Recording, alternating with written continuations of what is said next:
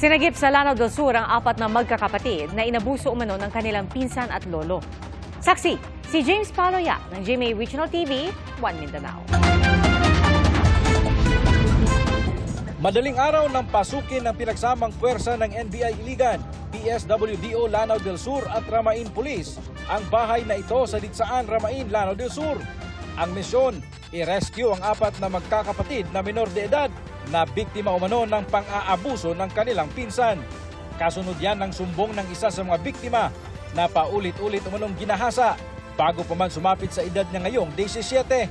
Nangyari po yung unang pang-aabuso noong taong 2017. Tuloy-tuloy po yun, 2017, 2018, 2019 at last po nangyari noong 2023. Kung saan right after nangyari yun, naglayas po yung complainant. Minolestya rin umano ang kapatid niyang babae na 16 anyos lang, ang kapatid na lalaking 15 anyos.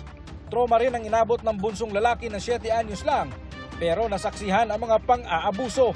Bukod sa kanilang pinsan, minolestya rin daw sila ng kanilang lolo na pumanaw na noong 2023. Hindi na inabutan ang mga sospek pero patuloy ang pagtutugi sa kanila. Hinihanda na rin ang reklamong paglabag sa RA 8353 o ang anti-rape law na kakaharapin nila. Nasa kustodiya naman ng Municipal Development Office ng Ramain ang mga biktima at sasailalim sa debriefing at medical intervention.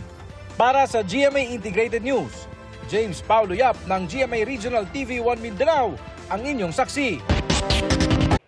Mga kapuso, sama-sama tayong maging saksi. Mag-subscribe sa GMA Integrated News sa YouTube at para sa mga kapuso abroad, samahan niyo kami sa GMA Pinoy TV at sa www.gmanews.tv.